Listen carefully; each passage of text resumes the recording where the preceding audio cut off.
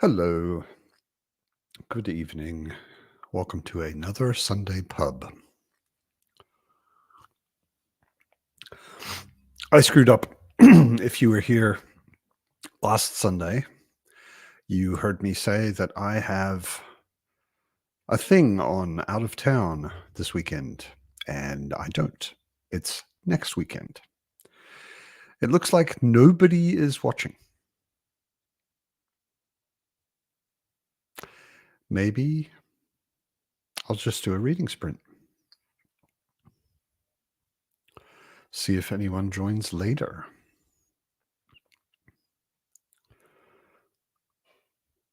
Oh, now it looks like there's a few people joined late. Shout out in the comments if you're watching. When I started, it looked like nobody was watching. I was just going to turn it all off and go home. Hello, Thornall. Hello, Alicia. Good evening, both of you. Yeah, I was just saying, probably only to myself, that last weekend I looked at my calendar too quickly and wasn't really paying close enough attention. And I said last Sunday that there would be no pub this weekend. And I screwed up. My thing out of town is actually next weekend. So I am here this weekend and there is pub. Hi, Ida. Hi, Caleb. Good to see you all. Pub regulars mostly.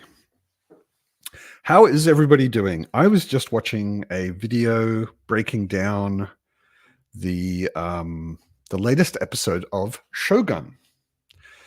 I have not read the book, or I started reading the book in a read-along last year where I got a bit overwhelmed with committing to too many things, and I dropped Shogun for later, not DNF, but for later. And even though I haven't read it, or not more than like the first 10%, I decided to watch the series anyway. And damn, it's good. Is everybody watching Shogun? Britain. Some Okie dude has joined us. I know. I have arrived. Are you watching Shogun, Britain? I haven't watched Shogun yet. I don't have Hulu. You really should. Damn, it's good. Oh my god, it's so good. I know. I've heard. It's basically the best thing on TV at the moment. My boss even texted me and was like, "Shogun." It's really, really well done. I mean, like the sets, the costume, the story. Obviously, the book is great, and they're sticking, from what I understand, they're sticking pretty close to the book. The acting is superb.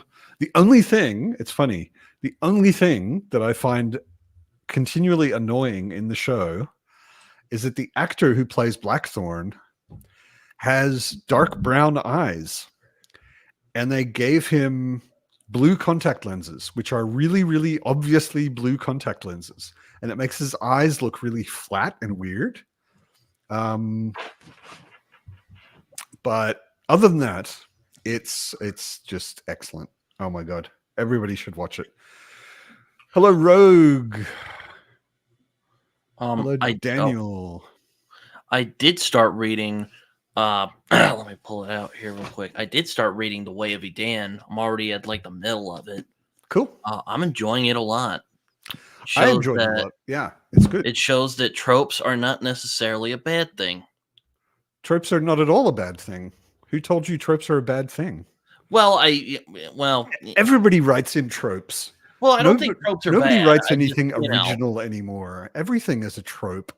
It's just what do you do with the trope, and how do you do it maybe differently than somebody else, and that kind of thing. But like nobody writes completely original anything. Anyway, my point is, Brian's here, really and it's good. snowing. Yeah, no, I read the first one. I've got the second and third on my shelf. I have not read them yet. Bex is here, and noting that Rick Thunder is here. That being Mr. Brian Bell. Yeah, I saw that. An It alter ego. it's kind of like watching a Baz Luhrmann film. Felt like I partied really hard. And I'm like, whoa, fuck. And I woke up the next morning. Yeah, kind of. Very Hello, overwhelmed by the Stacey. 80s. Yes, Shogun is great. Oh my God, Shogun is so good. Dan, are you watching Shogun? Good to see you, brother. Yeah, everybody watch Shogun. It's just so good. Jerome made it. Cool. It's nice to see. I was actually sort of semi expecting to have nobody or very few people show up because I said last weekend that I wasn't doing the pub. But yeah, I screwed up. Calendar accident, and it's next weekend. I'm out of town. I'm out of town from Wednesday until the following Tuesday. So yeah. Oh yeah.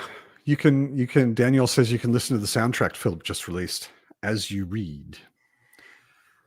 I think he did a video with his daughter playing cello. I have a hard time listening to music while reading. I generally don't do it either. I read in silence mostly. Dan, you're an episode behind. The 5th episode is out. They come out every Tuesday, or at least here they do. I'm not sure if it's the same there.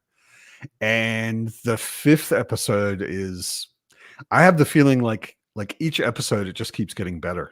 It's gotta stop at some point. Can't keep getting better forever. But yeah, it's so good. It's so good. Hello, Chadia. Can't wait for all the samurai shows that are going to come out after this one. Possibly. Yeah, I was just realizing also, I hadn't really paid attention, but there was, I guess it was after Lost. Lost inspired a whole bunch of people disappear kind of shows. Like there was there's one called The 100, which I think was 100 people who died, came back from death or something like that. There's another one called Manifest, which is like a plane which gets caught in a storm and disappears for 5 years. The people on the plane think it's just a normal flight, but when they get off, they've been gone for over 5 years.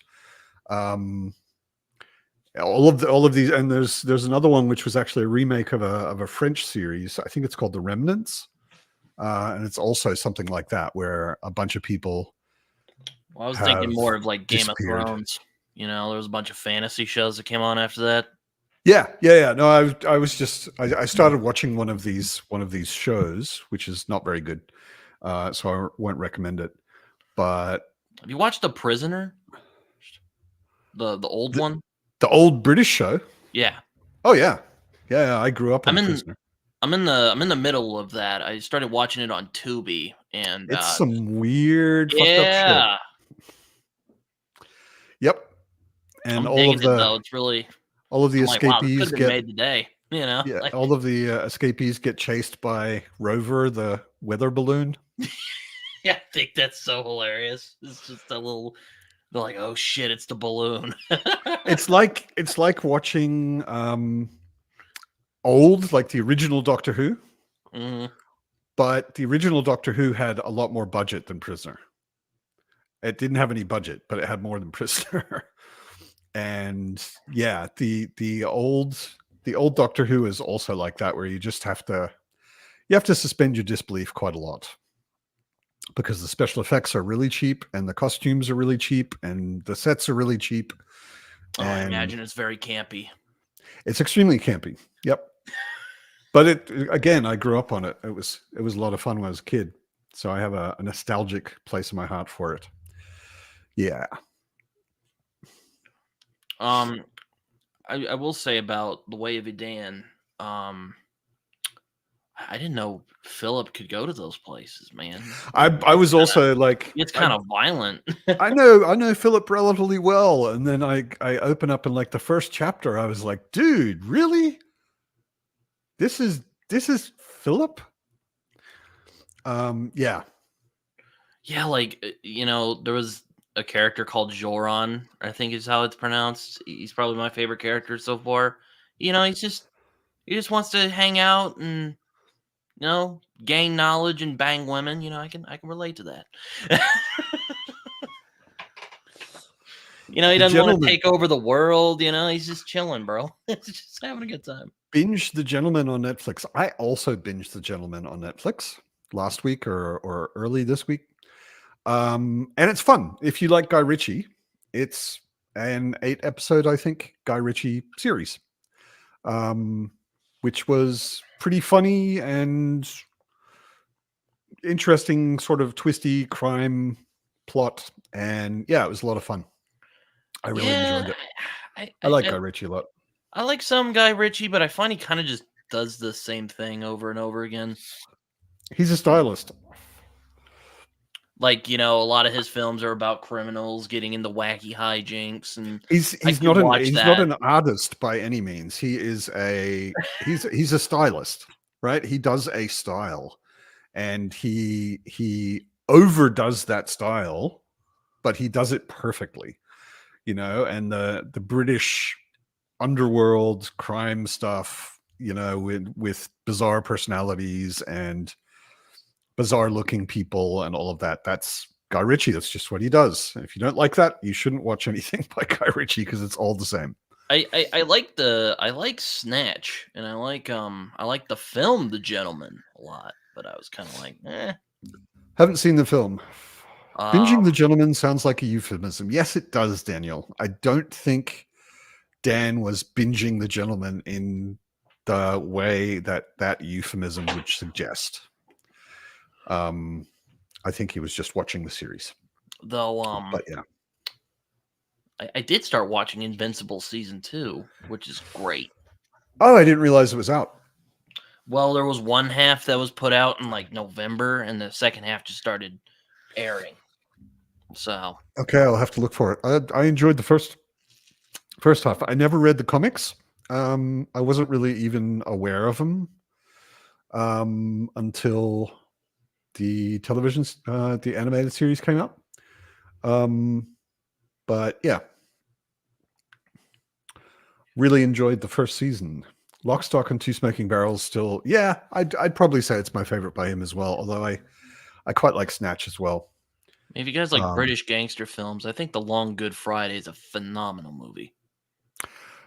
I kind of British gangster series, Peaky Blinders, is great. I still need to see that. Oh I my really God. like Cillian Murphy. Cillian Murphy was so good in that and so evil in a way. Really, really good. Really, really good. Yeah. So Tom Hardy's in it, and Tom Hardy, I'll watch mostly anything he's in. Tom Hardy playing a rabbi. A rabbi. Oh, yeah. I heard he is Jewish. I didn't know he was a rabbi. Trevor. Hey guys. He's a rabbi crime lord. My God. Yeah. I bet he has some fun with that one. Oh yeah. Have you seen Peaky Blinders, Trevor? I have not. Oh man, you have to watch it. It's really good. And there's a fantasy series, actually, a pretty grimdark fantasy series, which is very much inspired by Peaky Blinders, which is called The War for the Rose Throne. Starts with Priest of Bones, I think each book is called Priest of something. Priest of Bones, Priest of Lies, Priest of Gallows, and Priest of Crowns. I don't remember what each of them is. But it's very much inspired by Peaky Blinders, but it's set in a fantasy world where there's some really weird magic and stuff like that. Mike from Mike's Book Reviews is reading it right now. I've been recommending it to him for like 2 years, and he's finally reading it. And Priest of Pubs, yeah, actually that would be a good one, especially since Thomas Piety, who is the priest in question, he's a priest and a crime lord, and he owns a pub, or actually numerous pubs. So yeah, it's a good series. It's not like life-changing or anything, but to me it's grimdark done right. It's not like indulging in how grim and dark everything is. It's just, this is the world. and it's not over the top, and it's really good. Yeah, it's not as I haven't read Baker or Baker. People differ on how to pronounce his name, Rogue, but from what I understand, he is not only grimdark but nihilistic. Like there is no meaning to anything ever, and the War for the Rose Throne is not quite that far. There are characters with redeeming qualities, and even the main character, who is definitely an anti-hero of sorts, there are things he won't do. There he has a line that can be crossed, and when other people, he sees somebody else cross that line, then he wants to punish them, and that kind of thing. So he's not only bad, it's not a completely black nihilistic world. So I heard an interesting theory about George R.R. Martin, and I'm still chewing on it, I'm not sure if I fully agree, but the idea was basically that Game of Thrones is never going to be finished because there isn't a point, and so there's no place for him to go with the rest of the book series. I mean, I think there's certainly somewhere to go with the next book. Like the whole thing that's been building up for all of the books so far is winter. Yeah. Right? I mean, winter has been coming since the first chapter. Yeah. And we have all sorts of little hints with Dragonglass and the White Walkers, and we have to get to winter at least. And then everybody banding together won't happen. I can't imagine that. Yeah, surely but not. Kind of Westeros needs to get their shit together and cooperate if they're going to survive winter. And that's at least the next book. I mean, it's called The Winds of Winter, so yeah, I think winter is here. Yeah, I don't know. We'll see. I just doubt it'll ever be finished because he just writes so insanely slowly. Yes, and has so been complicated. And he's been doing a million other things, and he's not inactive. It's not like he's sitting on his ass doing nothing.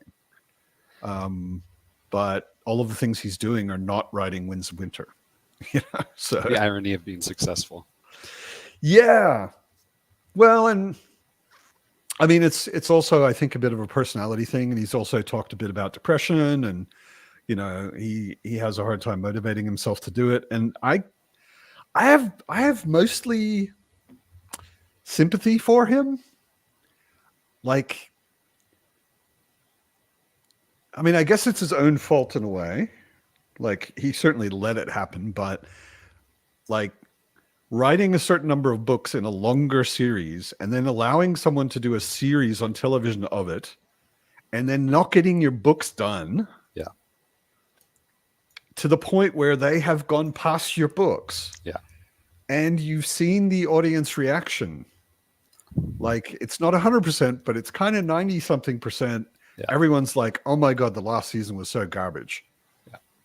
And like, I always say Game of Thrones was 6 seasons of the best television ever. Yeah.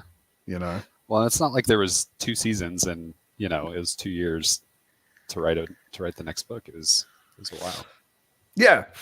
No, I mean, he was already at book 4 or 5. I don't remember what came out exactly when, but I mean, he already had a whole bunch of material for them to shoot and had like 4 or 5 years or something to get the next one out. And instead it's been 12 or 13, I think now. Yeah.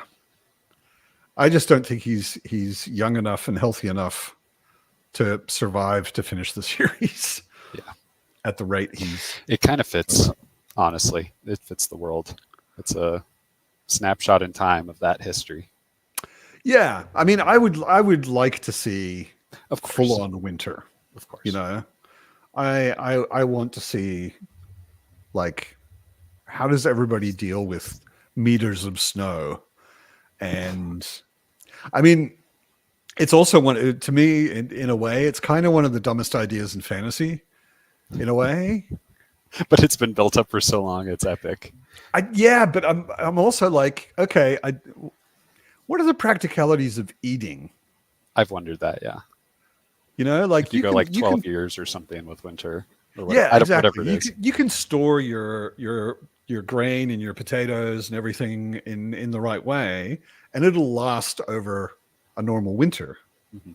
But it's not going to last for 12 years. You know, it's like, I don't know. Yeah, Sando will finish this one as well. I mean, I guess it could happen.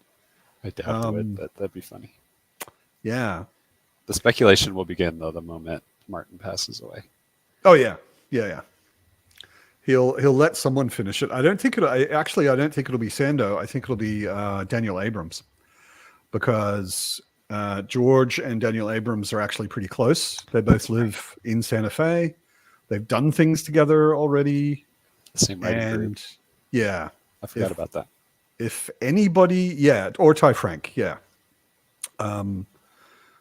But you'd have to want to, though.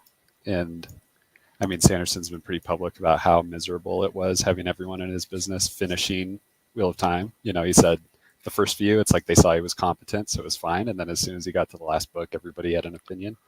Yeah. No, I like, that is not a job I would be jealous of. No. Like, especially because Robert Jordan wasn't a very good writer, and trying to like write as badly as Jordan wrote so that all of his fans are happy. Oh no. Sorry, all of you wheelies out there. I just had to diss Wheel of Time a little bit, but that's over. Yeah, Sando's not a Song of Ice and Fire fan. I think it's too real for him. Sando's world is so clean and heroic and everything, and Song of Ice and Fire is pretty like rough and dirty, and people are not so nice. Most people are not so nice. So, in fact, spoilers, the only nice person really gets decapitated in the first book. So, yeah.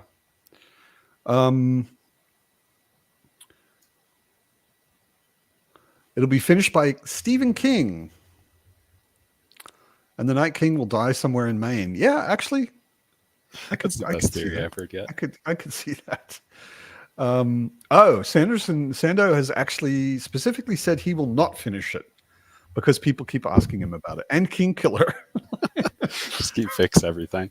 I kind of feel sorry for him too. I mean, him and all his millions. Like, he's now known as the guy who finishes unfinished fantasy series. Which is, yeah. Yeah, he's got his own multi-decade project.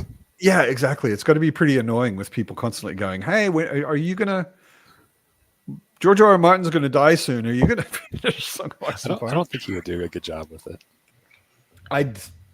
Even like I said, I could only imagine George passing things on to Daniel Abrams or Ty Frank, because they are friends and they have done stuff together already. And yeah, I'm excited for their new book this summer. James Expanse. Yeah, it's not going to be Expanse. It's something else. I forgot what it's called. Okay. Mercy of the Gods. I was actually laughing because I'm reading the third book in Sun Eater. Damn, already? Yeah. And there's a quote from James S.A. Corey on the back. And I was like, did they write that together? One word at a time, they passed it back and forth. Yeah, exactly. I think we should write Empire of Silence as epic science fiction at its most genuinely epic. And then Ty Frank says, I don't know if we should use epic quite so often. Bounce it back and forth a couple times. I don't know. Yeah. Oh, okay. Here we go. Hot take from Kyle. James S.A. Corey for the actual writing plot, Hobb for the character interaction, Sanderson for the conclusion to character arcs. Yeah, that could work. Yeah, I mean, Ron, I'm not saying I think they should. I hope George does. If I was a friend of George R.R. Martin's and people kept asking me if I was going to finish his books, I would get annoyed too, because what you're implying with that is my friend's dead. And I don't want to talk about that. You know, let's hope he lives for a long time. Yeah, plan ahead of him. Yeah. Yeah. Yeah, I keep waiting for a book to have fantasy the way it ought to be written, and then underneath it says, "You know who," because we do, because that's what every quote he's ever written for anybody says. His quote for Liza Locklemore was pretty good, from what I remember. It's pretty lengthy. A buddy heist fantasy the way it ought to be written. Well, no. Okay. I mean, it might be in there. I don't know. I mean, I've literally seen at least 3 or 4 different versions of As It Ought to Be Written, all by him. You know, I mean, can you imagine science fiction, fantasy As It Ought to Be Written. Yeah, you know, theoretical physics As It Ought to Be Written. What were you going to say, Trevor? Oh yeah, sorry. Can you imagine how many quotes he gets asked for a day? It's just got to be insane. Oh yeah.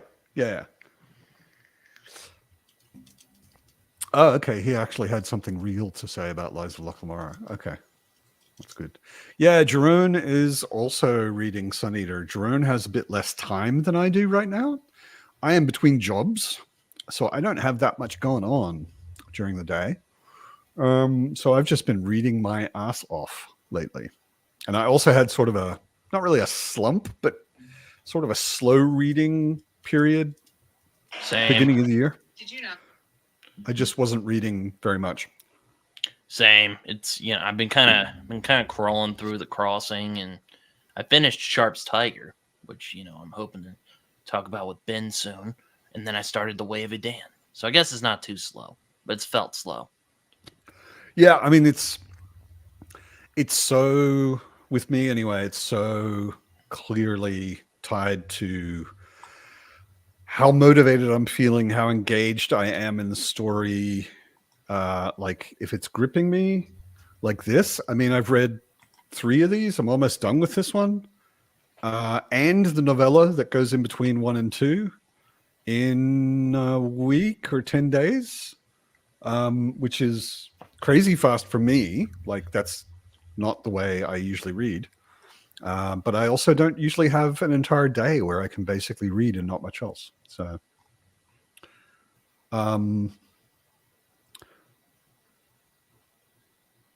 yeah, we were talking about that on also on the Discord on the far side.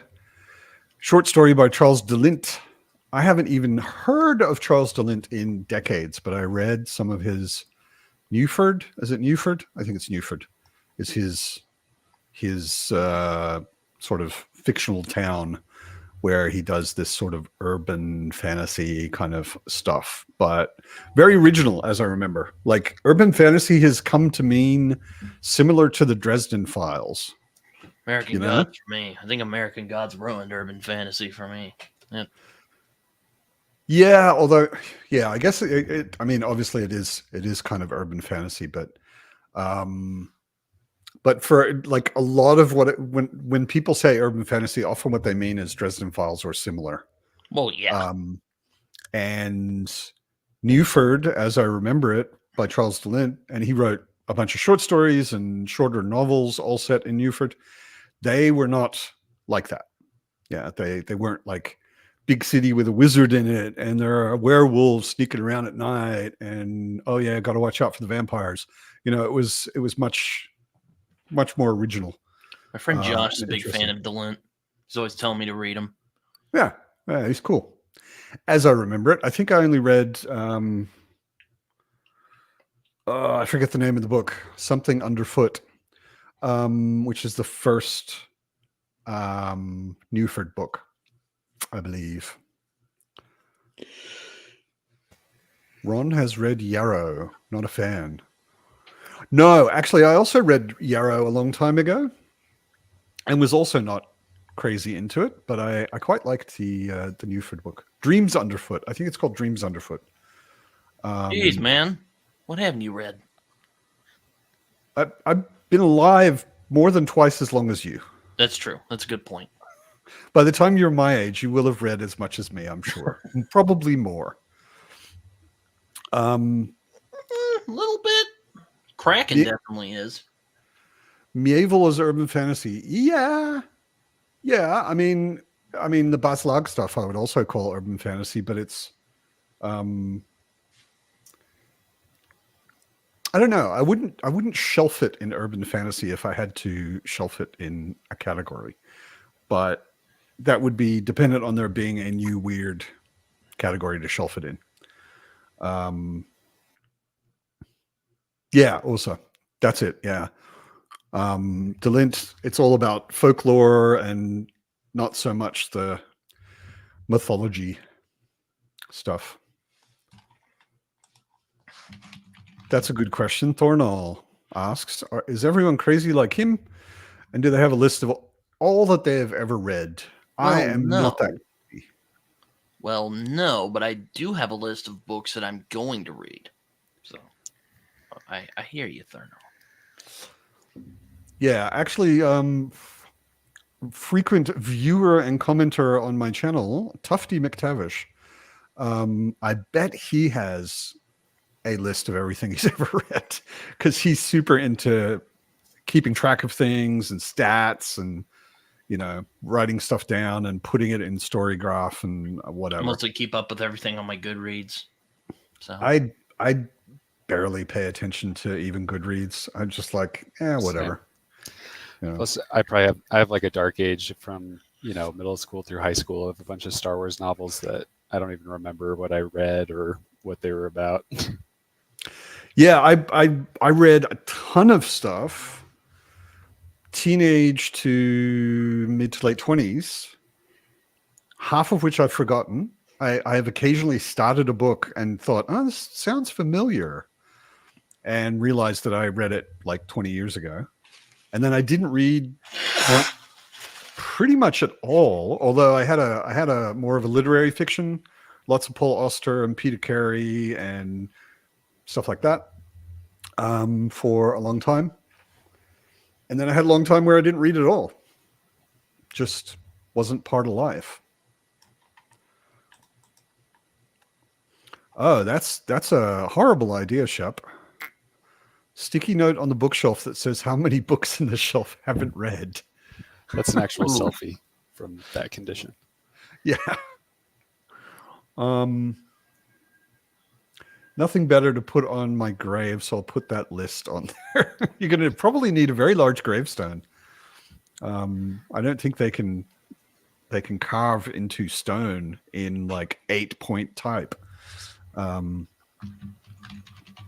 Yeah, Goodreads. See, Goodreads, like half of my reading life, Goodreads didn't exist. So I definitely, lots of books I read, I never put into Goodreads. Every now and then I'll bump into something on Goodreads and I'm like, oh, I read that years ago. I'll add that. But yeah. Colton, I just got the, maybe you also got it. Did you post that on the Fireside? I just got the special edition from Broken Binding. I want to see that. It's nice. It's nice. I think Colton also got it. I think, if I'm thinking of the right person, I think Colton posted photos of that on the Fireside. Yeah, this is something. Goodreads is like at the top of my list of sites I would love to redesign, like fundamentally redesign from the ground up. I think the social side of it, that isn't my job. Like whether it's buggy or not is programmer job. But I think the basic interaction of Goodreads is broken. And the social side of it, I think, doesn't doesn't really work at all. It doesn't really encourage conversation or anything like that. But yeah, Daniel, let's hear it for owning unread books. I'd say probably half of the books I own are unread, just because I don't read fast enough and I keep buying. Yeah. I'm Who the cares same if you way. read them or not? Exactly. I just recently got Speaks the Nightbird and the Yellowbirds. I don't know when I'm gonna read those, but I have an addiction, we'll say. Okay. Matt's like, whatever, idiot. I buy more books than you. I do not see buying books as a status symbol. No, I don't either. I actually kind of wish I could stop. Because I'm now at the point where I've got a stack over there on my other table in my office because there's no room in my shelf, and I'm looking around my flat and I'm like, I could put in 1 or 2 shelves more, but that's it as far as wall space. So I'm probably going to end up with a couple of shelves in my bedroom. Yeah. Hey. I am hoping to read Speaks the Nightbird in October, possibly. So Tell me how you find it, Brian. Broken Binding Sci-Fi subscription. I'm on their fantasy subscription, and to be honest, so far I have not gotten any book I wanted, and I've gotten 1 trilogy that I do want to read, which I wasn't that aware of beforehand. But once I got it, I looked it up, and it sounds actually pretty interesting. But the rest of it, I'm like, yeah, I guess it's all right. I'm basically hanging on to my fantasy subscription with Broken Binding because they're coming out with the Malazan stuff, and I will get a chance to buy it before it goes public, which means a better chance to actually buy it before it sells out. So actually, Dan, before you leave, I was just going to say, why don't we have a sprint? Yeah. If you haven't left yet, Dan, you could join us for a sprint. Otherwise, let's say it's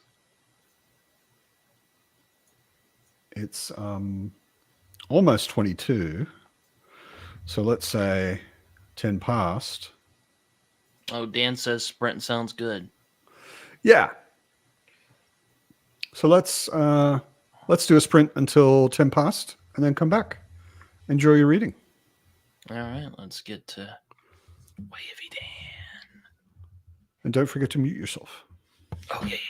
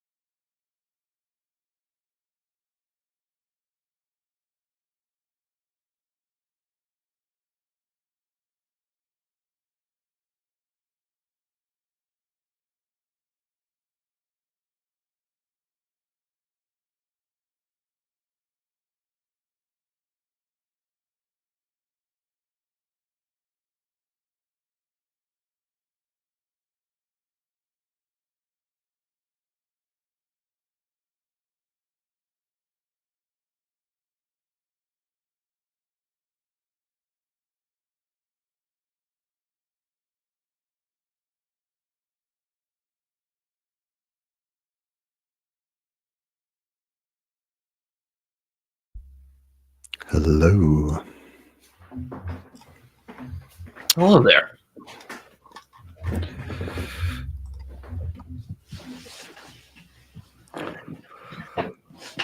I was just It's good to see how important I and all of the other pubbers are to you, Anitha. Finally, the truth comes out. reading. Hello, Anitha. Hello, Dee. Hello, everybody else. How was your reading? Went well. I finished Demon in White. Oh my god. You're just cranking through them like it's going out of style. Yeah. Like I said, I've had a lot of time to read lately. Hello, Shad. Yeah, Anitha, you set an alarm, but you ignored it apparently. So, yeah, I don't know. I'm not convinced. Yeah, I finished Demon in White, and I just started.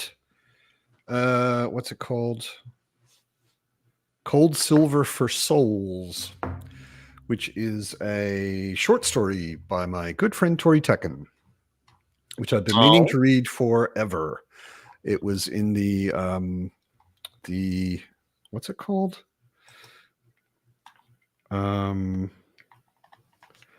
The Advent of Winter. That's right. The Kickstarter that Dominish Books organized. Was it good?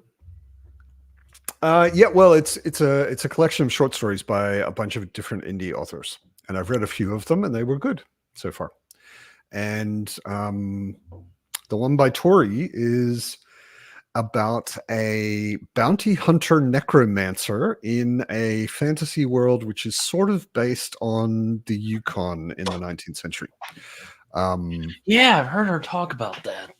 And she's writing a novel. She told me yesterday, I think, that she's 15,000 words in to the novel.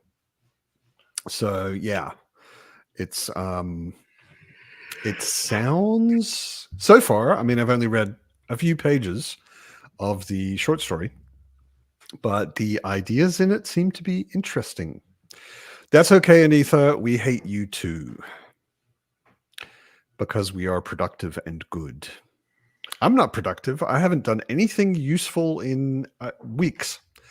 I am looking for a job and sitting around and reading and playing with my cat and watching television. Speaking of which, Shad says he's watching Three Body Problem, which I watched and thought it was really good. I heard, I haven't read the books. I DNF'd the first book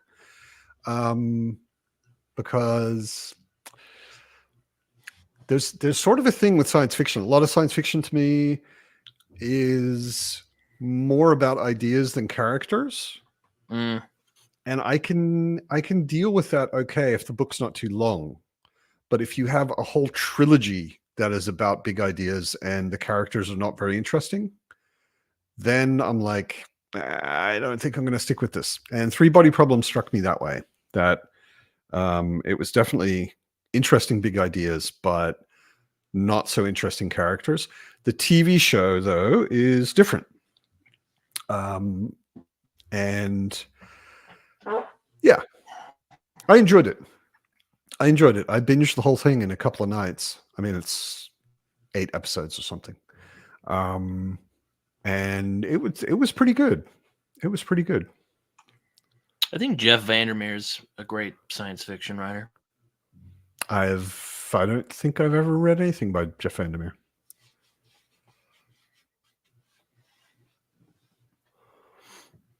Daniel has also read The Advent of Winter. Mixed bag. Tori's is definitely cool. Andy's is good. Yeah, no, I got, to be honest, I got a little irritated, and this is nobody's fault, but I got a little irritated with the delivery method, which was, I mean, it's a cool idea, but it was an advent calendar book, kind of. So if you backed it, you would get throughout December, every day you would get a new short story.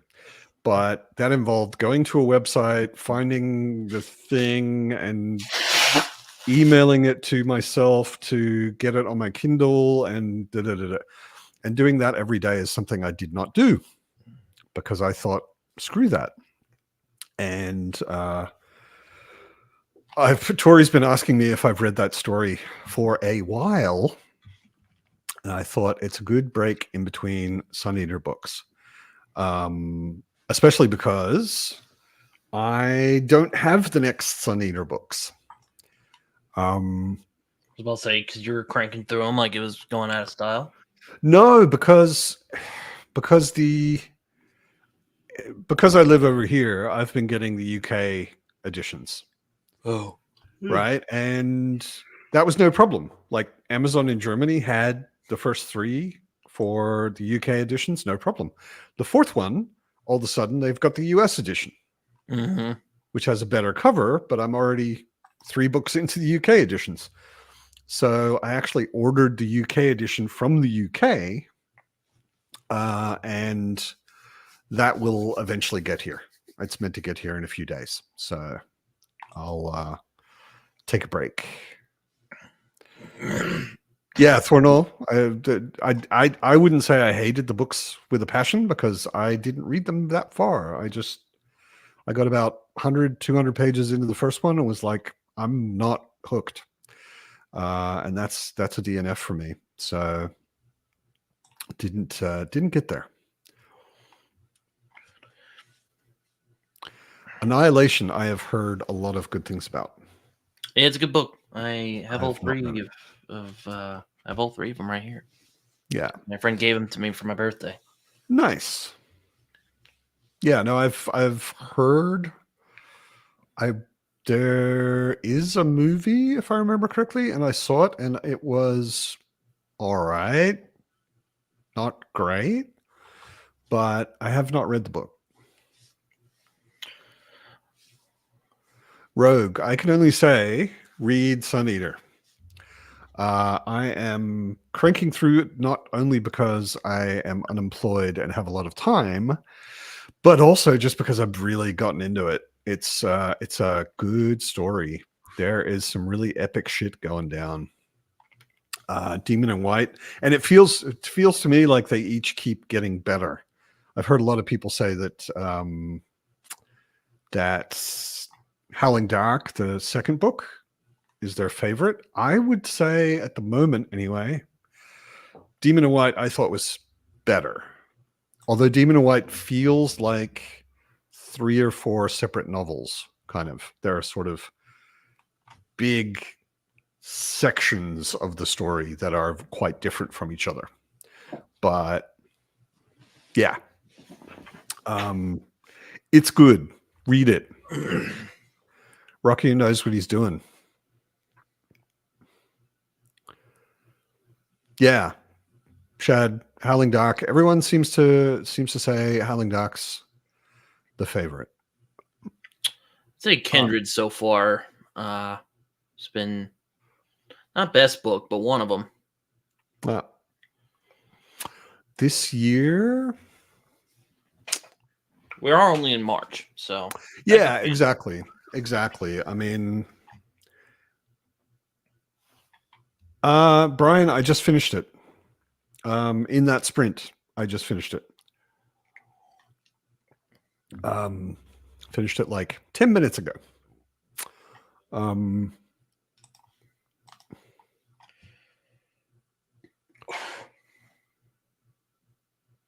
Yeah, Empire of Silence was all right. But Howling Dark is definitely a big step up for me. And I thought Demon and White was even better. But like I said, it's maybe a little bit disjointed. There are lots of time jumps, and there are sections of the book that are completely different from each other. So they go there and it's all action and fighting and stuff like that. And then they go somewhere else and it's a bit more thoughtful and calm and whatever. And then they go somewhere else and it's back actiony again. And yeah, it's it doesn't hang together as one book, maybe as well as Howling Dark does.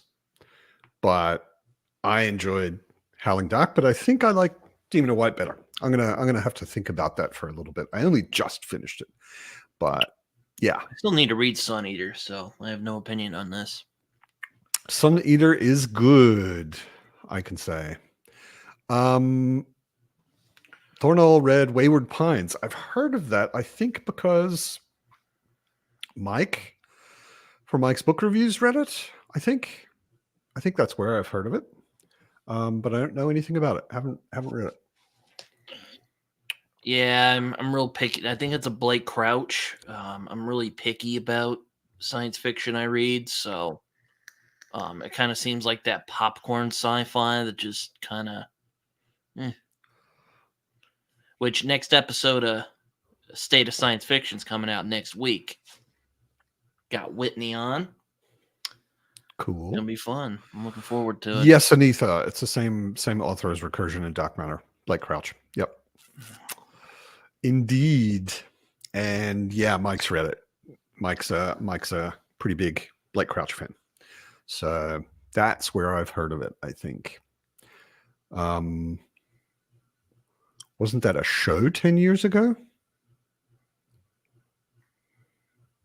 Wayward Pines? I think you mean Twin Peaks, or oh yeah, no, there was a something Pines. Was it Wayward Pines? There was a show called Something Pines. I think I have the Fitz behind me. I still need to read Twin Peaks. Or not read it, watch it. Yes, you do. It's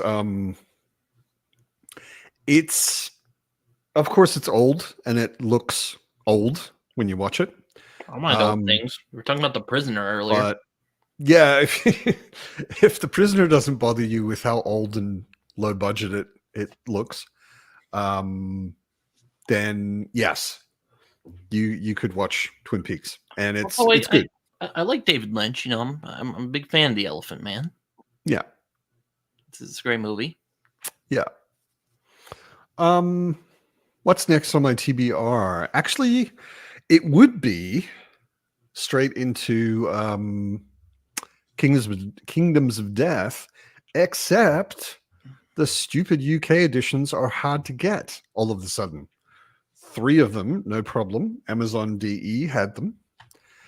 And the 4th one, Amazon DE has the American edition.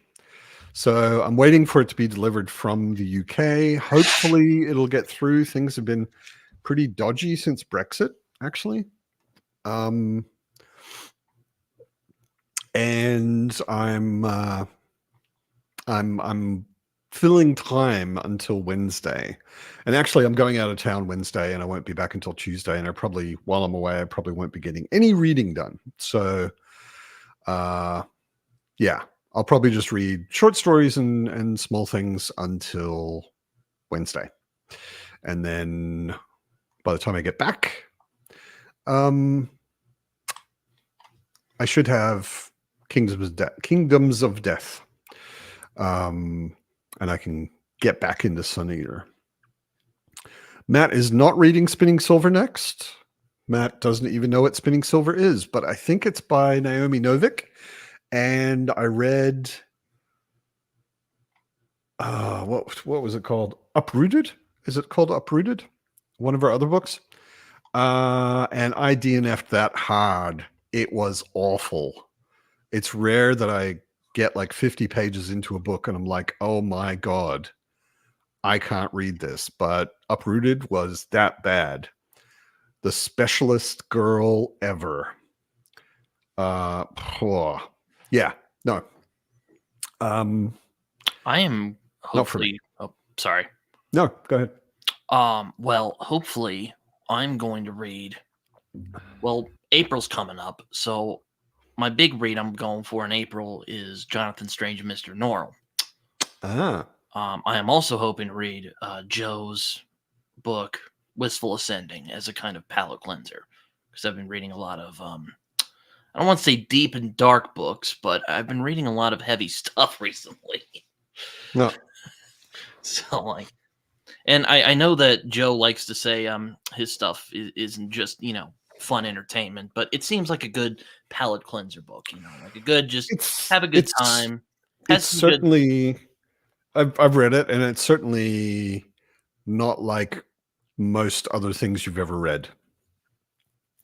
So It is. it's a change of pace for sure. I will admit, though, it is going to be kind of weird reading a superhero novel because I'm so used to them as comics. But I digress. Me being weird. There isn't much out there that would qualify as a superhero novel. Wistful Ascending was certainly the first one I've ever read, and it's fun. It's funny sometimes. It's quite witty, like Anitha says. It's fun, and it's in a similar vein to Invincible, like Daniel says. So I do love Invincible. And I yeah, remember exactly. Joe I think you pitching like it that way. So that's I think kind of you why like it. because I love Invincible. So Uprooted romance is cringe. Sarah, I don't even think I got far enough to encounter the romance. The setup at the beginning of the book was all like, this girl is the specialist girl in the world, and she does the specialist things. And if I remember correctly, she made a really stupid decision, which was an obviously stupid decision for no real reason that made sense. And I was just like, nah, get this away from me. I'm not reading this. Yeah, enjoy, Jerome. I've got much better things to read. Although I haven't read it, so I don't know. But I everything I've unfortunately heard, did, and I absolutely despise it. I also don't really like Terry Goodkind very much either, but that's one of the. I mean, he's a there jackass are and he's a bad writer. So there are good books written by assholes, but having encountered the asshole before I encountered the book, it made me not want to read any of his books. But yeah, that's fair, Jerome. I totally agree with that. It's like having an opinion on something you haven't read is kind of stupid. So you can say you've read it, and then you can say with authority how bad it is, or whatever. Heard it rips off Wheel of Time though, like a lot. Yeah, and Wheel of Time rips off Tolkien a lot. I was going to say, I know you're not really a big fan of Wheel of Time, but I am not a big fan of Wheel of Time. I have DNF'd it twice. But yeah. When 25% of the book is torture, I don't like it. Now, Jimmy, do you mean actually torture? It's descriptions of torture, or was it torture like to read it? BDSM stuff. Oh, there's like BDSM stuff in that. Yeah, no, I've heard that about it, and I'm also like, I don't need that. I mean, I'm not a prude, but Anitha, I DNF'd the first book, 200 pages, both times at about the same place, and all you wheelies out there can tell me that it gets good at book 4, which so many people have told me. And if it takes that long to get good, that is a reason for me not to read it. Absolutely convinced. It's the only series that the hardcore fans are the ones who have convinced me to not read it. Because every description that any hardcore fan has ever given me just sets off all my alarms. Like, gets good at book 4, don't mind the 4-book slog, all of this sort of stuff, and are just like, whoa, yeah. Cradle gets good at book 12, as Brian is famous for saying. Yeah. I'm the same way. It's one of my peeves when people are like, oh, it gets good at like book 3. I hear that about Malazan, like, oh, it gets good at book 2. And I'm like, well, first of all, that is a wrong opinion. The first book is good. It gets better, but the first book of Malazan is really good. So Yeah, exactly, Sarah. Good from book one. Starts good, stays good, gets better. Gardens was awesome. Yeah. Yeah, exactly. Gardens of the Moon is awesome. It can be confusing, and some people don't deal with being confused very well. And they get mad at the author as if he didn't do it on purpose, but he did. But Erickson knows exactly what he's doing. He is confusing you at the beginning intentionally. And if you don't like that, then, Shadows of the App series, a big fantasy series that I don't hear that many people talking about, other than Anitha, basically. But Anitha is a huge Tchaikovsky fan, so I want to get into some Tchaikovsky this year. I have City of blah blah blah, whatever it's called. Not City of Last Things. That's a Paul Auster novel. City of Last Chances. I forget what it's called. City of something something. I have Guns of the Dawn. Yes. I recently read Last Chances. Okay. Yeah. I want to get into some Tchaikovsky this year. I've got a couple of books already lined up, and I've got the first, I've got Children of Time as well. So I've got a few things from him to read. Yeah, I've wanted to try Tchaikovsky for a while. I don't know where to start, though. 'Cause, my God, that man has written so much. Read Elder Race. Isn't that a short story? I remember you mentioning this. It's a novella. Yeah. Oh, it's a novella. It's Okay. 200 something pages. It gives you an idea of his style. I mean, if you wanted to read a novel, I think Anitha would say read Guns of the Dawn. Sorry to hear you're not feeling well, Evie. Hope you get better soon. We miss you on screen. I hope that when I read Gormenghast, me and Evie will get to talk about it soon. So, well, it's apparently one of the new aspects of her entire personality. So, yeah, I think she would be happy to talk about Gormenghast anytime. I've got Titus Grown on my shelf. yeah, I need to get to it. For Christmas, got me the this little thick boy right here. So, right. Yeah, thanks, Mom and Dad. Hey, more books is good. That's true. It does save me the trouble of going through getting all three. Yeah. Now, if only Philip did that. I kid, of course. I'm enjoying the way it began. Yeah. Yeah, what did I tell you? Evie would be happy to discuss Titus Grown. We have to make a date then. I don't know when I'm going to get to it. It's somehow just emotionally not high on my want list. Yeah, it's kind of like Jonathan Strange and Mr. Norrell. I had to build myself up to read that for a while. I read Jonathan Strange and Mr. Norrell.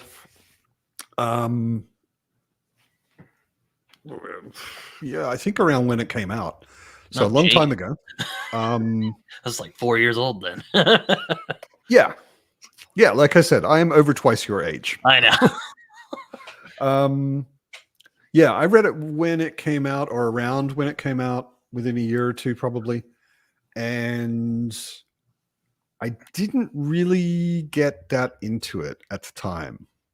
And I think that may have been me at the time. I think I would probably react differently to it now.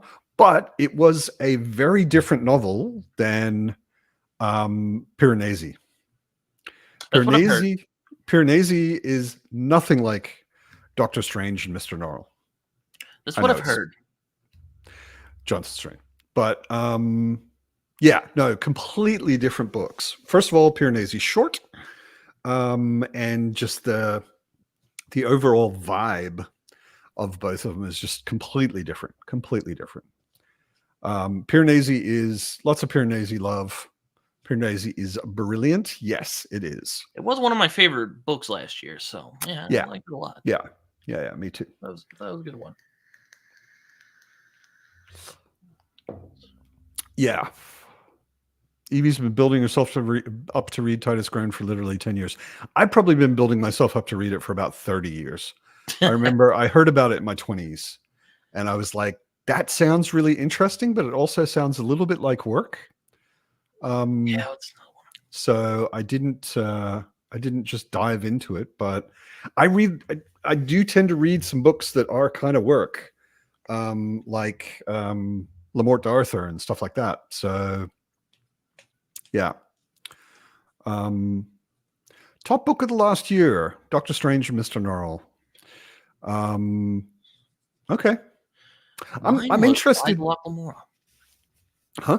Mine was the Liza Locke-Lamora. That's a good choice. It's a very satisfying read.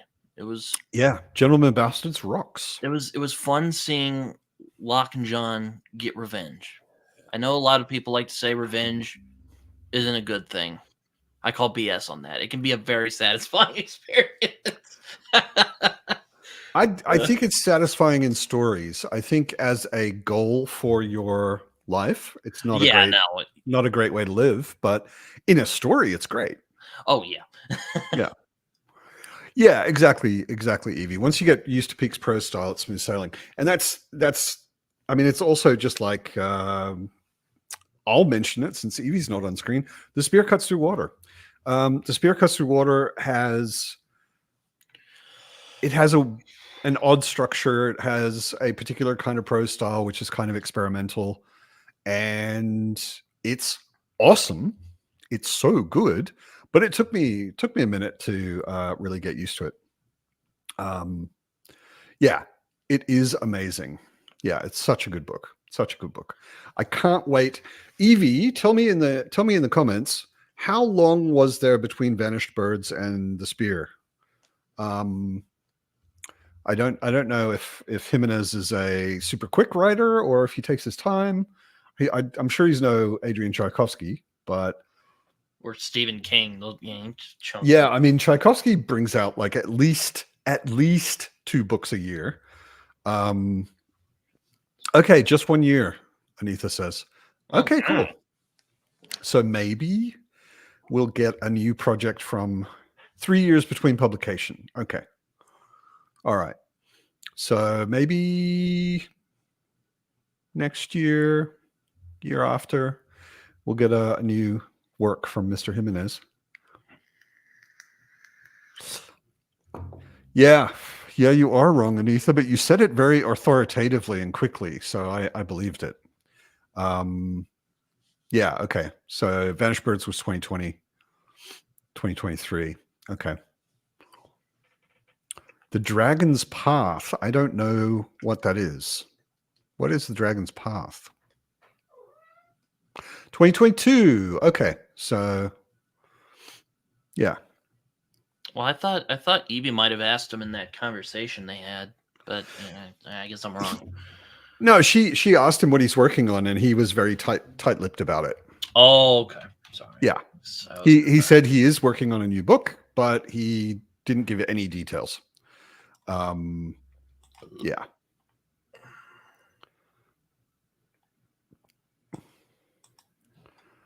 Oh, the Dagger and Coin series. Okay. Yeah. Anitha's also, she's such an Alan fangirl. She's a big Daniel Abraham fan. So I need to finish LPQ this year. Long Price Quartet. Think about reading Eileen this year, because I think that's one of those hot girl books, and I've been wanting to try those out. Well, I guess you know that hot girl book doesn't mean that hot girls will like you if you read it. Well, I get that. Okay, just making sure. Although, I mean, they might. Hot girls read them, I guess. So. If a hot girl read some of the stuff I enjoy, they'd probably be like, "What the fuck is this?" Be like, "What the hell? What is he going on about?" Do you ever have anyone who asks you what a book you're reading is about? That's always a really painful experience when people ask me, because it's hard to explain. Yeah. I have in the past. I think I was a bit more embarrassed to be a fantasy and sci-fi reader than I am now. So I would tell them about the character story, but not tell them much about the world and the magic and all that sort of stuff, because it's usually looked down upon. And these days I'm old enough, I don't give a shit. So I just tell people what I'm reading. Or actually what I usually say to them is, you wouldn't like it. And you don't need to tell them anything else. Yeah, I checked out Lapvona. I mean, I haven't read it, but I've just kind of skimmed through it. That was very popular, like last year before on BookTube. Kind of just sort of the vibe, kind of like. I mean, I read Nick Cave's "In the Ass Saw the Angel" last year, and it kind of reminded me of that a little bit. Oh, really? It's a similar kind of deranged person in this kind of decadent. As Saw the Angel was really, yeah. I'm a Nick Cave music fan from like way back, and seen him live in concert 6 times or something. And when I heard he wrote a novel, I grabbed it, and then I was like, actually, I'm not surprised that he writes a very dark and depressing novel. Yeah. Yeah, so I'm looking forward to reading Lapvona. I've heard. I hope it's good. It's like, Brian, you and me both. I was the nerdy kid who had nerdy kid friends who played D&D and was looked down upon by everybody, and would have probably gotten beaten up regularly, except I was really big really early. And now the hot girls in high school are excited about the new Doctor Strange movie, and they play D&D and they watch Critical Role and all that sort of shit. So it's like it's a weird world. It's a really weird world.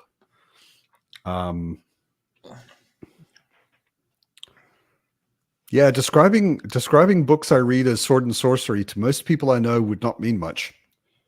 yeah, it'd probably give you like a blank stare and be like, they don't know what that is. I might say it's got magic and dragons and shit, and they kind of get that. Or now, I mean, the great service that television has done us. Now I can say it's a book kind of like Game of Thrones. Yeah. And people are like, oh, okay, so you like swords and dragons, and yeah, kind of like that. Yeah. And that's enough. Imagine trying to explain Gormenghast to people. That'd be interesting. Evie, how do you do that? Like, if someone asks you about Gormenghast, how do you describe that? Anitha, I think I wouldn't be that popular if I went back to school, because teenage girls are not into over 50 guys. Also, that'd be kind of weird if you're just prowling around. Pretty weird, yeah. Like Matthew McConaughey and what is it? Dazed and Confused. Yeah, Daniel, the extreme lack of athletic ability and also just like interest in any kind of sports ball was just compounded on top of the nerdiness. They even play soccer over there in Australia. Yeah, and cricket and rugby and all sorts of stuff. But I didn't, because I was not interested. Titus Groan is Gothic fantasy. Yeah, of course.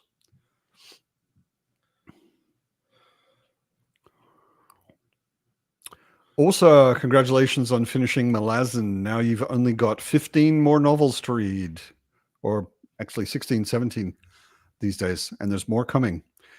Augustus, I really want to read Augustus. Tori sent it to me a while ago because she loved it. And I really want to read it. Paper Menagerie is awesome. Mouse is awesome. Does everybody know Mouse? If you read comics and you haven't read Mouse, yeah, everyone like, are you talking about the comic? Yes, okay, yeah, Art Spiegelman. It's a good one. Yeah, it's excellent. It's so good. It's one of those that kind of it's grown on me over the years. Mouse, it's just like it was a classic as soon as it came out. It's one of those comics that showed what comics could do, as I like to call it. And I'm like, it was one of the first comics ever that was about an extremely serious subject, and the visual style didn't look serious. Mm-hmm. Right? Anyone who doesn't know Mouse, it's a story of the Holocaust and the war and all the Jews being rounded up into camps and living in a camp and all of that. But all of the Jews are mice, all of the Nazis are cats, and so on. There are some other animal types that are assigned to different kinds of people. And it's so good. I mean, it's heartbreaking. It's horrific, of course. But it's so good. Yeah. Paper Menagerie is excellent. If you like short stories, I've been collecting short story books lately and jumping around and in between bigger books. Just grab a short story here, grab a short story there. But Paper Menagerie, I actually just read it all the way through, and it's really, really good. Night of Knives in January. What did you think, Osa? I was a bit mixed on Night of Knives. It wasn't bad, but it wasn't as good as Erickson's Malazan stuff I had read. But it was also the first Esselmont book, I think, that he wrote in the Malazan world. So I've heard that they get a lot better. So when I finish my reread, I will be moving on to Esselmont and Erickson's other things other than the 10 very big books.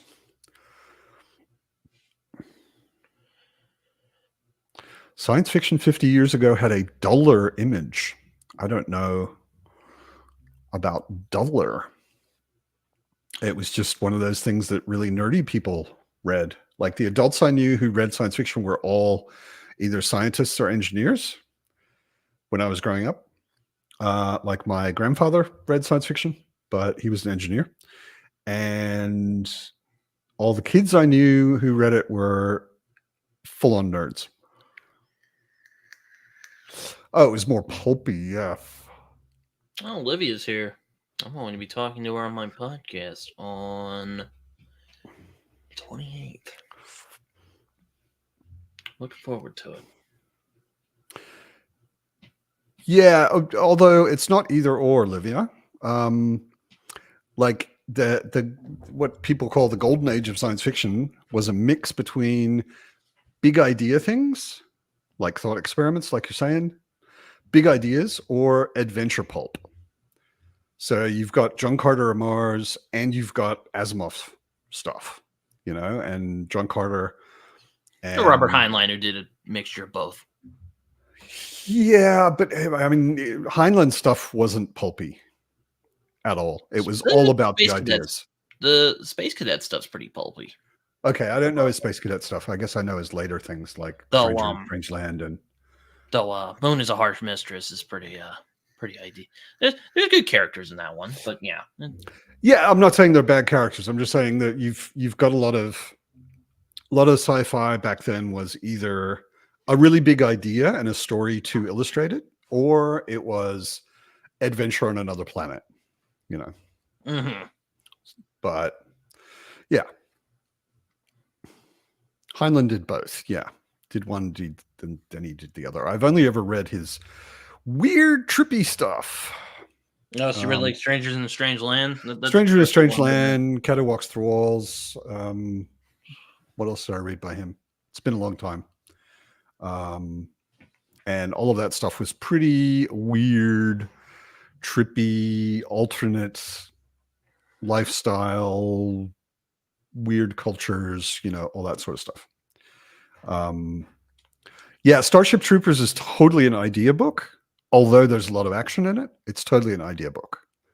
Oh yeah, it's also kind of one of the first big takes on military science fiction. Although it's not, I wouldn't even call Starship Troopers military science fiction. Although it has a lot to do with the military, it's extremely critical of the whole military, the motivation behind what they're doing, the attitudes. It's kind of a piss take of military science fiction in a way.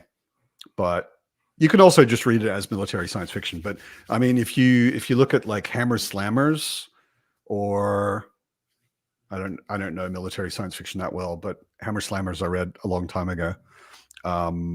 That's totally gung ho, like let's go fight, the good fight kind of stuff, and that is not Starship Troopers. It's deeper than that. How about another sprint? All right. I got way of a Dan here. Say 20 past.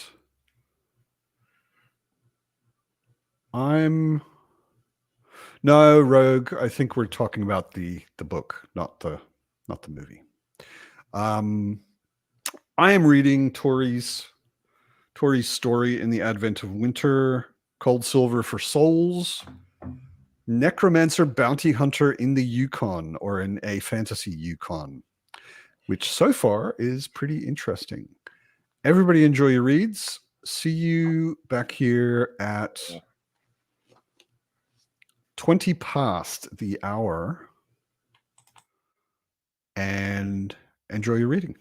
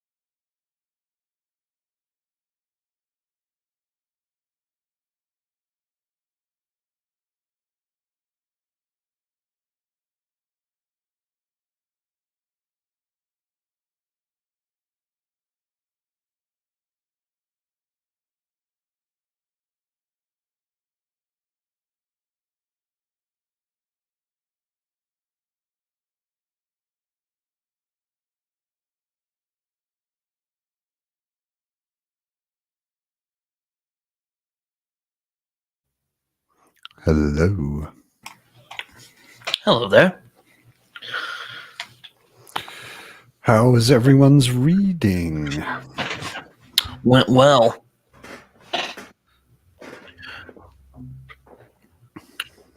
You know, I am curious if the high priest in The Way of Adan is just delusional, or if he's just using his religious belief as an excuse to gain power for himself. I'm not entirely sure. It'll become a bit clearer as the book goes on.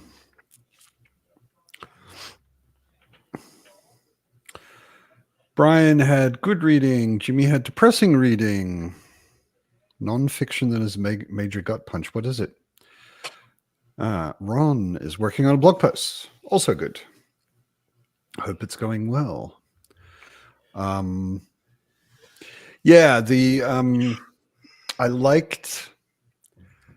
It was one of the things I really liked about The Way of Adan is there are numerous villains.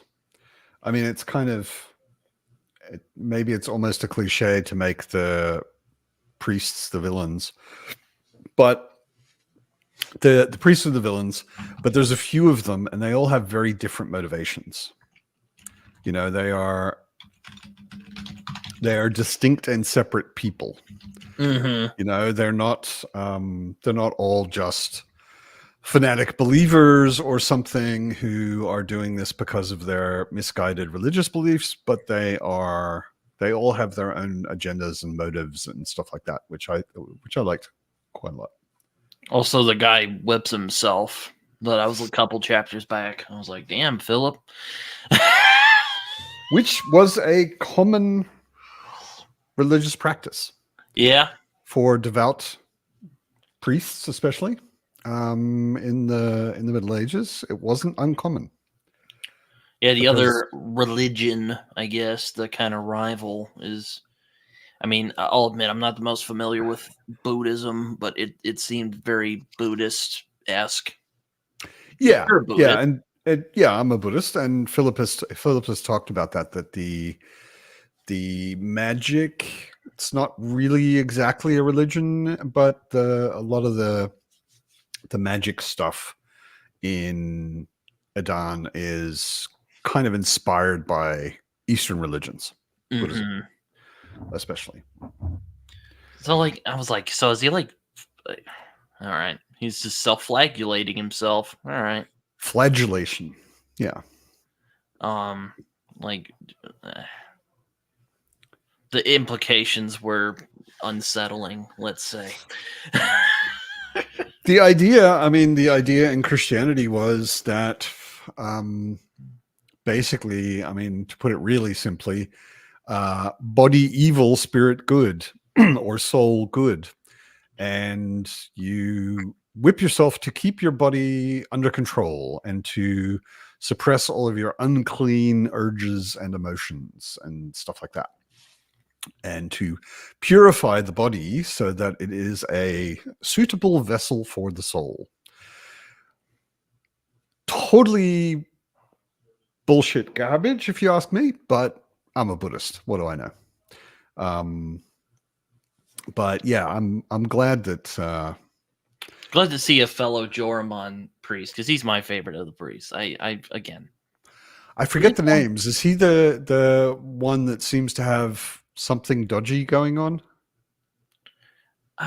He's the most chill one, is what I'll say. Oh right, yeah. He's the one that has something secret going on, but he seems like a good guy, more or less. Mm-hmm. I think the reasons you do it, Evie, are different. I'm not going to say anything else about that.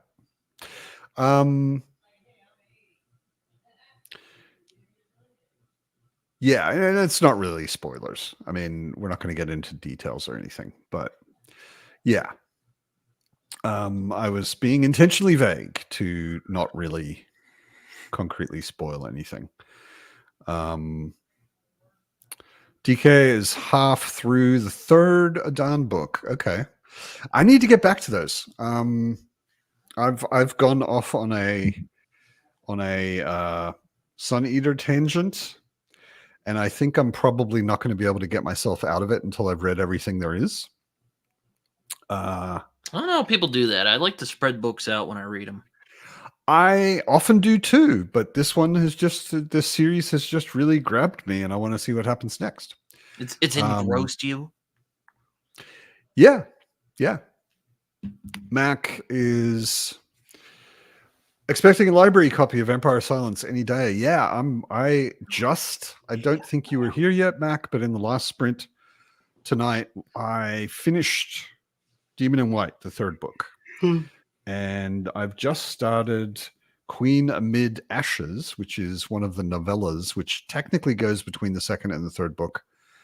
But I couldn't hold myself back from getting into the third book.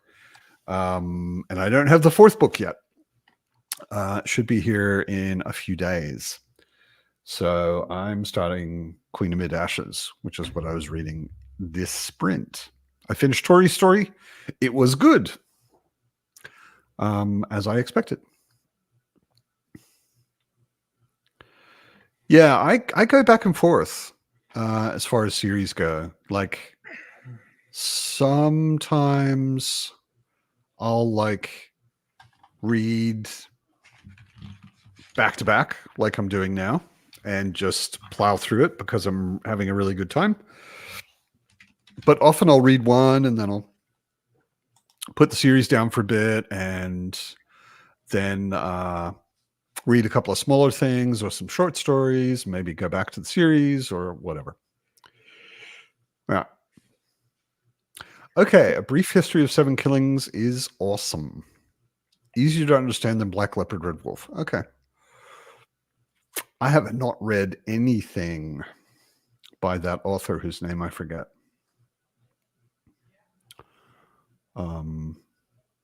Yeah. Patois, yeah. It really depends on how it's written. Patois and Marlon James, that's right, yeah. And accents and stuff can kind of get on my nerves because I'm too conscious of reading.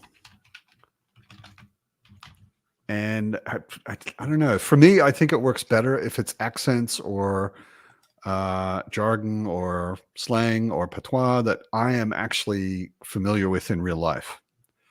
Because then I can imagine hearing it better. That's actually an interesting question. Do you people hear in your imagination when there's dialogue in a book?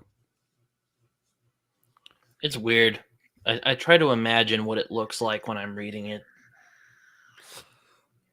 What do you mean what it looks like? I'm talking about hearing. Oh, hearing? Well, it depends. Like when there's dialogue in a book, do you imagine voices? Sometimes, yeah. If it's like Joe Abercrombie, I would, I get really, I can hear it. Okay, why specifically Joe Abercrombie and not other authors? Well, he's just the first one I can kind of come up with. I don't know. His voices are really distinct. I think his characters. I had a similar thing with China Mieville. I find his voices are also really distinct. Well, when he's on form, anyway. He has written some books I was like, on. Evie doesn't. Ron does. Brian always has voices in his head. Yeah, I know. I always get weirded out when Jimmy says he can't imagine what's going on. I'm like, then what do you how do you process what you're reading? I kind of feel sorry for people that don't visualize. I mean, that's a different thing than hearing. I think it's probably more common to visualize than it is to hear. But I've always been a very visual person. I'm a designer. I studied painting. I worked as a photographer. So like it just happens automatically. Mm. Like I read a description, and if it's a good description, I have a picture in my head. But people that don't see anything at all, like apparently I think Evie, it's not at all visual. Is I just like you said, I would be so confused if I couldn't imagine what's being described. I wouldn't know where characters are in relation to each other. I wouldn't know, especially in action. Like in action, like without any visualization, I'd be like super lost. Yeah, right. You're just like, what is going on here? Yeah. I don't know. I like doing that when I read. This is how I do it. We know you watch full movies in your head, Anitha, but what happens when you're reading is what I was asking. I'm kidding.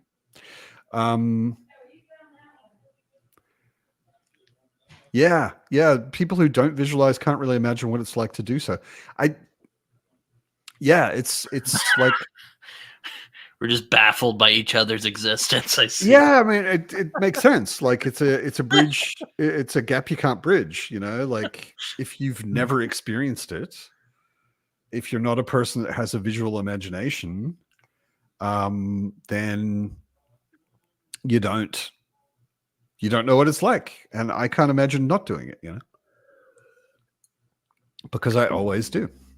It's one of those weird subjective things where you can't really describe it. At least it's hard for me. No, I mean it's like it is kind of like having a movie in your head, like Anitha said. And Thornell, I know your pain.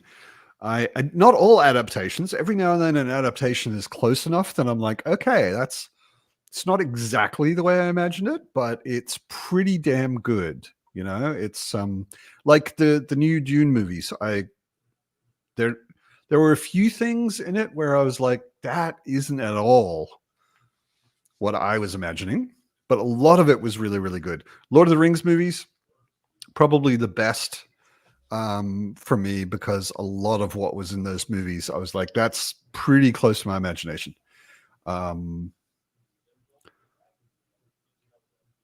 Okay, if the intent and style don't match up, don't have a good time. Okay, I think that does make sense, Evie. It's interesting. I never really consciously thought of it that way, but I get what you mean. Yeah, it's why I have a hard time describing what, when I'm writing, it's because it's such a visceral experience for me. Yeah.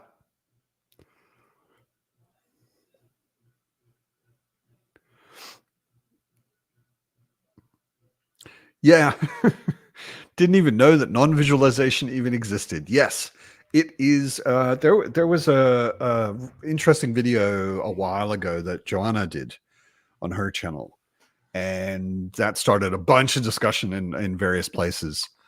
And I had never really thought about it myself either.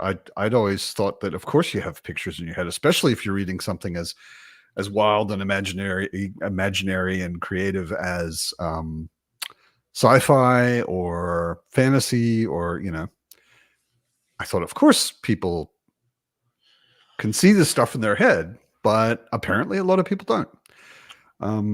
Curious how Evie went through Gormenghast then, because I've heard Gormenghast is very visual because Peak was an illustrator. Yeah, and I mean Peak, and also didn't Aubrey Bierce also do a bunch of Gormenghast illustrations at some point? I have no idea. I think Aubrey Bierce did an illustrated Gormenghast edition at some point. And yeah, which is Aubrey Bierce's style is pretty similar to Mervyn Peake's, just more trained, more professional, I'd say. Ron visualized Peter Dinklage as Tyrion before he was cast because he already knew him. Did you have you ever seen a movie that Peter Dinklage was in? He plays this guy who likes trains. I can't think of the movie's name, but I remember really liking that movie. No, No? I don't think so. Death at a Funeral is a very funny movie that he's in. Oh yeah, that film's great. Yeah. Underrated too. Frank Oz is underrated filmmaker, even though he's Yoda. And also, a lot of the Muppets. There is a myth going around that you have to visualize or you're a bad reader. I don't think that's true, but I'm just personally kind of like I don't know how you do it. I mean, that's ridiculous. I just wasn't even really aware of like that not visualizing was an option, that was how some people read. But I mean, no judgment. I personally, I can't imagine it. And I think it's richer in a way, but I guess it's not necessarily richer or better or worse. It's just a different kind of experience. I get pictures in my head, and it happens for me anyway. It happens quite automatically.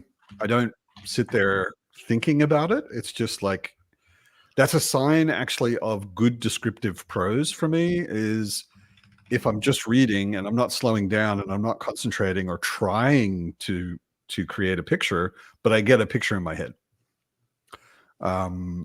That's good descriptive prose to me, but it just sort of happens unconsciously. And then every now and then, because I'm visualizing, if certain things, especially in action, if certain things aren't described very well, I start getting really confused. Like I actually have a battle map in my head when there's action fight scenes and stuff. And I'm like, okay, that person's there, those guys are close to each other, those guys are not. So when somebody suddenly hits somebody else and they shouldn't be close to each other, I'm like, yeah, that doesn't actually make sense.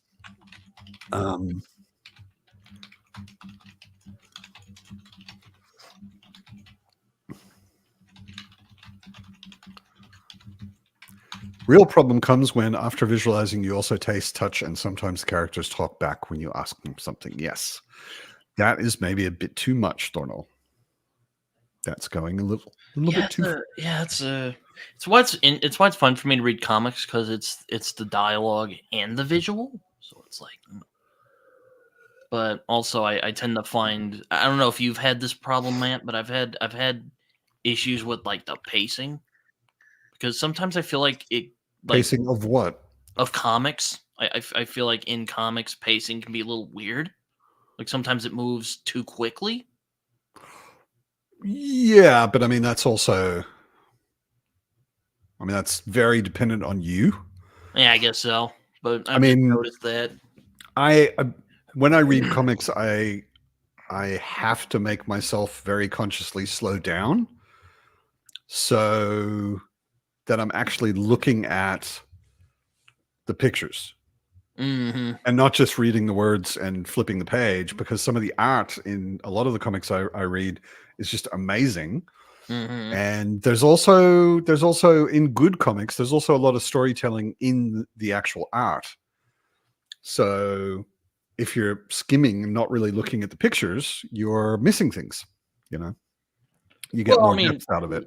I try not to do that. I admit I haven't been reading a lot of comics recently. I need to get back to it. Yeah. What is my ranking of the 3 best lag books? Impossible for me to say, actually, because I read Perdido Street Station. I don't know. When did it come out? Mine's in the chronological order in terms of my ranking. Yeah, but I can't even imagine trying to rank something that I read over 20 years ago. Yeah. Am I going to film something as a travel vlog? No. Mainly because I'm not really traveling. I mean, first of all, I'm not going very far. The place I'm going is about an hour and a half in a train from my flat. And the main thing I'm doing is I'm going to a gaming retreat. It's not really a convention. If you say gaming convention, you're imagining something very different than what I'm going to. The thing I'm going to is in an old manor house, like a really old manor house, which is a beautiful old building. And a friend of mine has organized a thing for years where anywhere from about 30 to 100 nerds turn up and play role-playing games and board games for 3, 4, 5 days straight. And you pay, you get a bed, you get all you can drink, you get food, and there's just games going the whole time. I'm running a couple of games. Good friends of mine are running a bunch of games. Not all old people, Anita. Not all old games. In fact, a lot of the games are very new games. But it is an old manor house. Some of the people there are my age, so yes, old people. But a number of people are actually quite a lot younger. I think the youngest person that usually comes is around 20 something. So yeah, I will take some photos. I will post photos on the Discord on the Fireside. The building is amazing. It's really gorgeous. And this is also a thing that happens multiple times a year, every year. And I've been going for 9 years. So the people there, like the core group that is always there, is kind of like family in a way. There is a little nerd family. Now I recognize who HT Falag is. HT Falag is my friend Nico, who I met at this gaming retreat called the Kraken. And Nico makes cocktails in the amazing basement. There's a basement that has like arched ceilings, gorgeous. It's just a really, really cool old building. And yeah, Nico makes cocktails in the basement. There is a big bar in the basement, and we have a cocktail night every time. It's always very, very cool. Lots of fun, and it's always, I mean, it's good to game, but a lot of it, like the first time I ever went, I booked myself into lots and lots of games. And now I book myself into one game a day so that I have time to hang out with people and not only game, which tells you something about the friendships that have turned up there. My best friend, who I hang out with all the time, I met there. Nico, who is in the chat. We talk regularly on Xbox and play games together on Xbox all the time. I have heard his children growing up through my Xbox headphones because I've been gaming with Nico regularly for like 9 or 8 years or something. The only thing that's missing is a ghost. Yeah, I personally have never encountered a ghost there. Doesn't mean there isn't one. There is an old chapel, and I used to run a game there. It was kind of a tradition for a while. I ran a game every time I went there called 10 Candles, which is a very weird role-playing game where you actually have 10 tea lights on the table and no other lights in the room. And I used to do it in this old chapel that they have there, which is spooky as fuck. If it's dark in the middle of the night and you've only got these candles, it's pretty damn spooky in the chapel there. Wear a costume and scare my friends. I think I can scare my friends without wearing a costume. That's fine. I don't need a costume to be scary.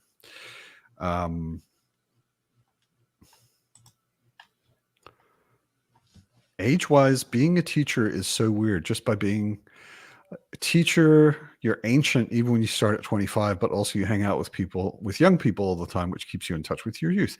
Yes, hanging out with young people is a good thing.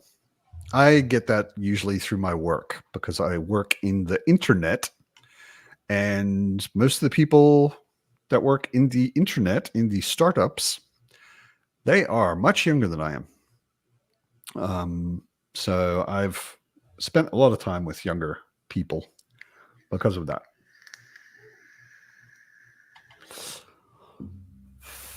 So I think I'm going to call it for the evening. We've had 2 good sprints. It's getting good. late here. It's almost 11. Good to see you, Britton. Always good seeing you, Matt. Likewise. And all you fine people in the chat. So this time I am correct. Next weekend, no pub. Okay. No Anitha, not next weekend. 2 weeks from now.